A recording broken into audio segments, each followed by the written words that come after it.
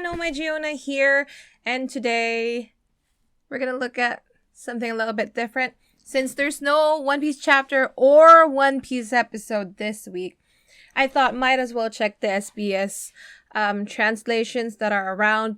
I tried looking them up. They're like the whole thing is not available yet because the volume is not out yet, as usual.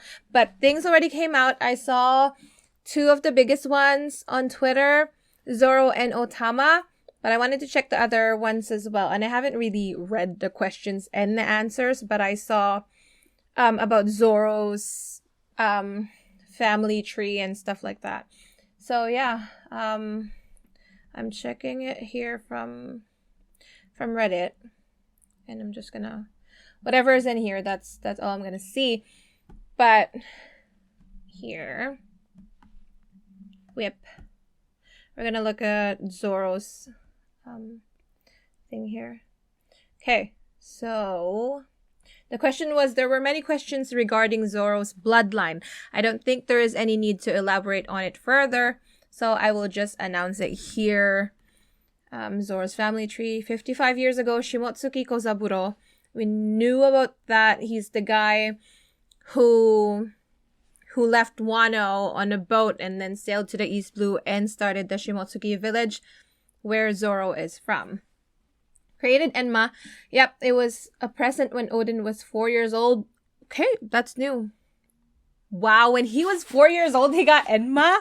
That's crazy because Zoro, he was having a hard time using Enma when he first got it. And Odin got it when he was 4 years old? That dude's insane. With 25 people, he set sail from Wano, including Ushimaru's older sister, Furiko, and carpenter Minatomo. That's the guy who has like a nail up his nose. Okay, with 25 people. Ushimaru's older sister, Furiko. Ushimaru? Like the daimyo Ushimaru? Okay, so just his sister went out of Wano 55 years ago. 52 years ago, they saved a village from a group of bandits in the East Blue. 10 crew members settled here and established Shimotsuki village. I'm about to show the family tree. I'm going from row by row, so this is not... Oh, this is translator note. How you are supposed to read it properly. If there's an X between two names, then they married each other according to the tree. Okay. Shimotsuki Kozaburo with a village girl. Didn't mention who. Shimotsuki Furiko and a village swordsman. Okay, never mind. Let me look up the picture.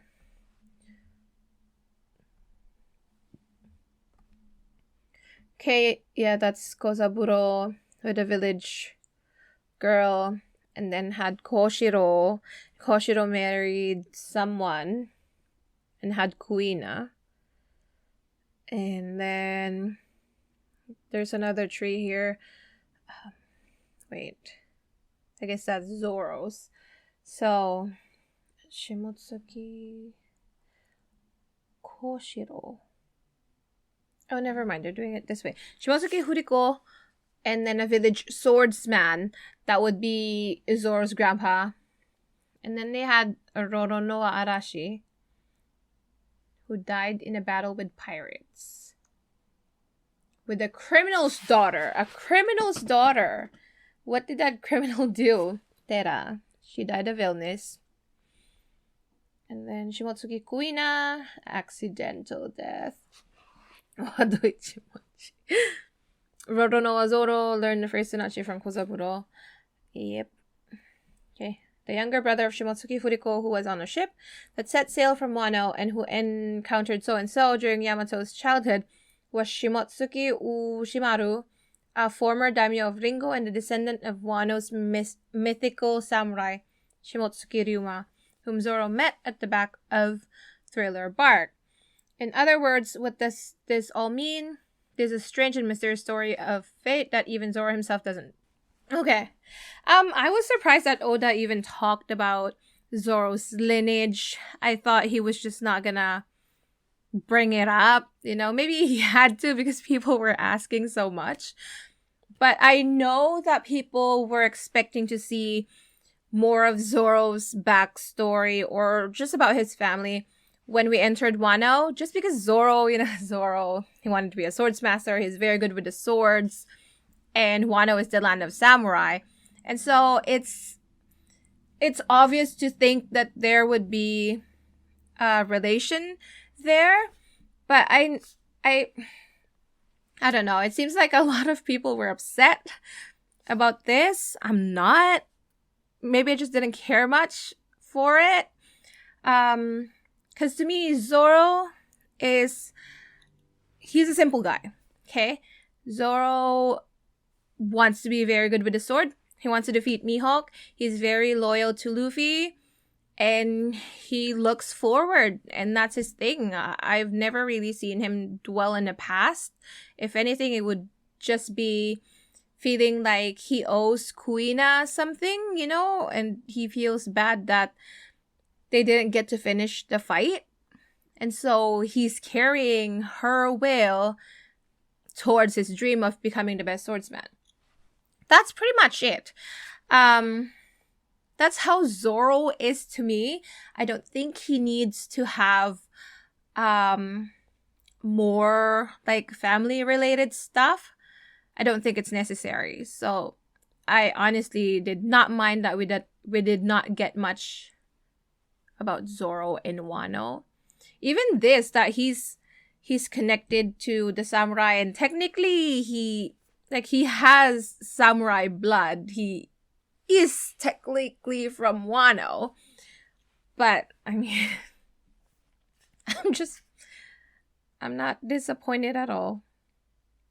Because to me, it didn't matter to Zoro, whatever it is. Like, it even says here, he doesn't know about that. But if anything, I like that we got this because it puts so much more meaning into his relationship with Yasue when we first saw him in Wano. Like, technically they are strangers, but you can see that Zoro really had an affinity to Yasue as soon as they met. And then there was like that gambling thing. I've read from Sandman's Twitter post that the names here of the people here are connected. They are like gambling terms. And if you remember, Zoro and Yasue, they met in like a gambling den and they played dice and they won. So that was pretty cool. And Yasue, he already feels very close to Zoro.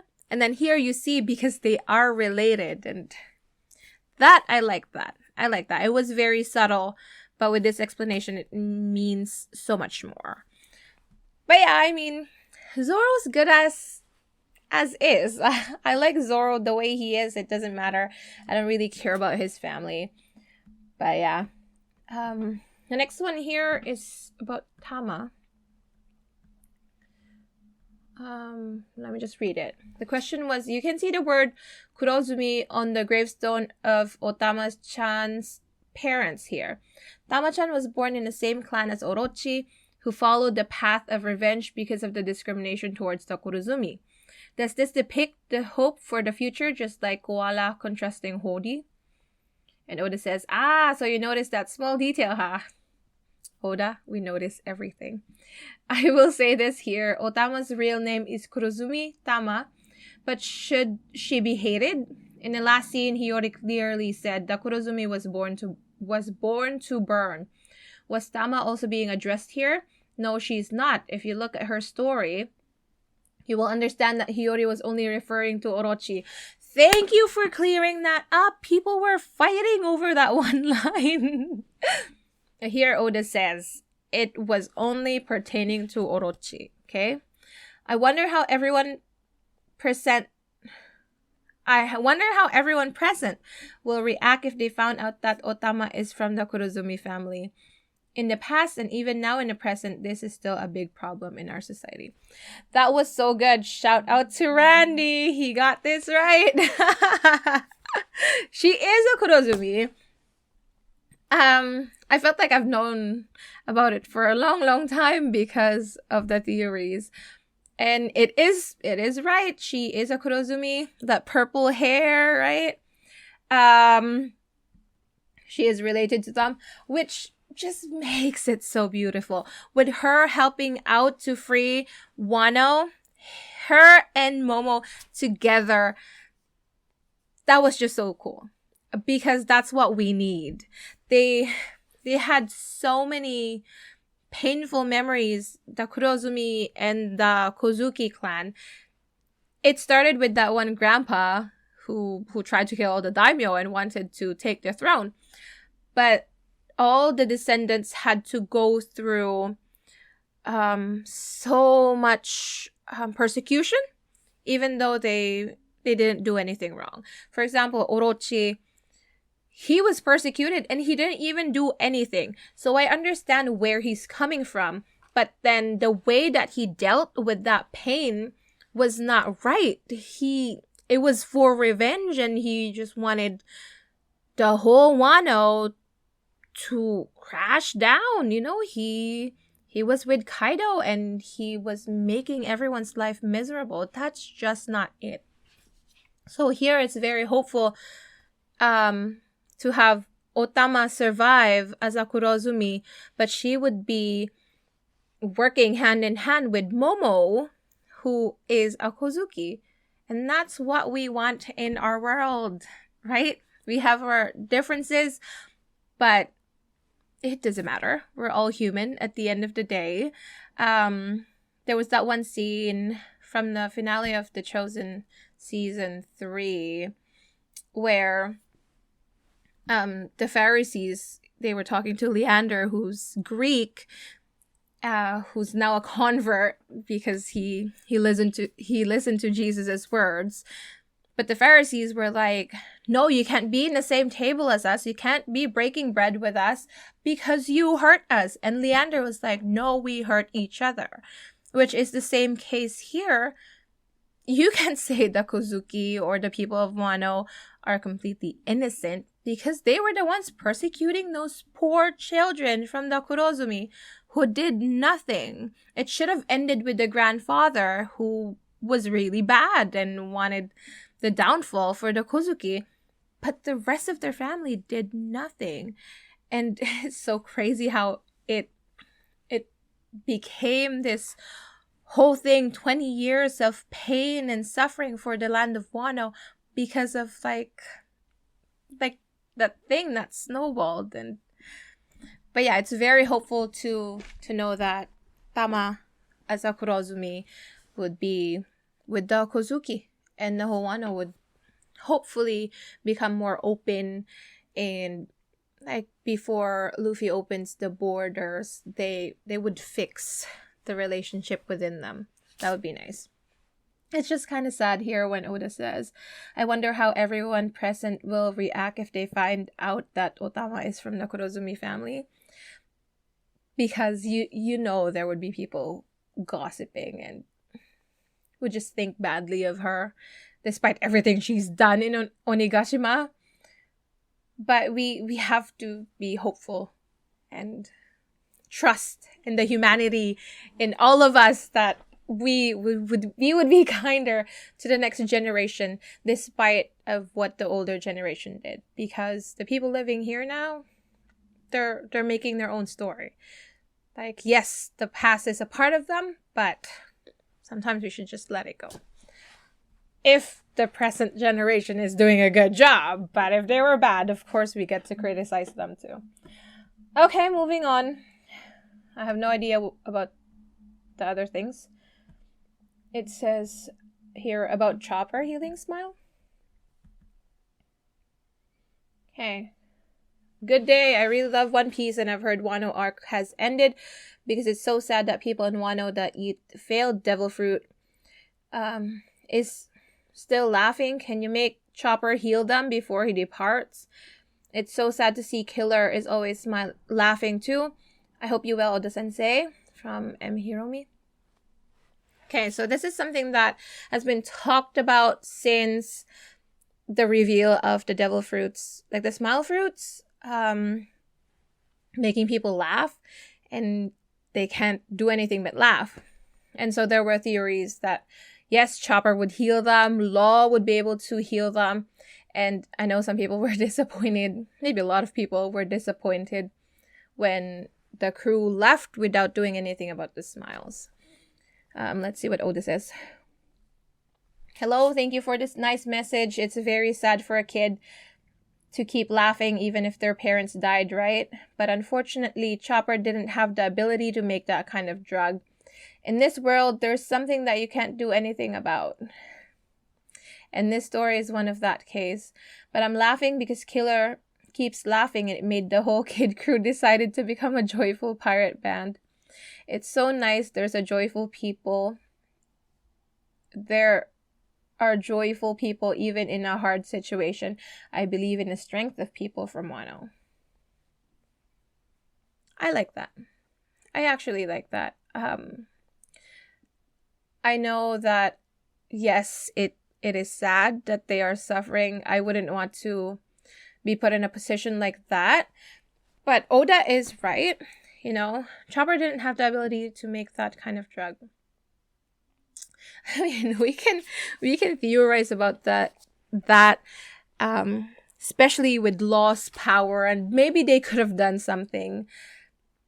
But I feel like if the people who ate the smile fruits, if they get healed, if they get cured somehow, I don't know if I would like it much. I would be happy for them because they're cured of that disease. But like Oda said, there are just some things that you have to keep them the way they are. It's more like, to me, everything happens for a reason.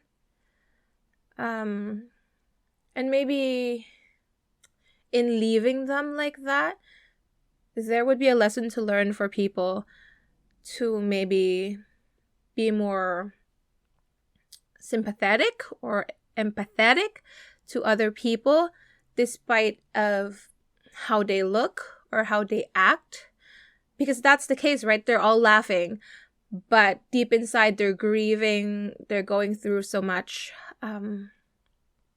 You can see that in people too, especially in children. I work with children, and so they would like swear at me, be disrespectful, and just overall mean sometimes. But what we always say is behind every behavior is there's something going on.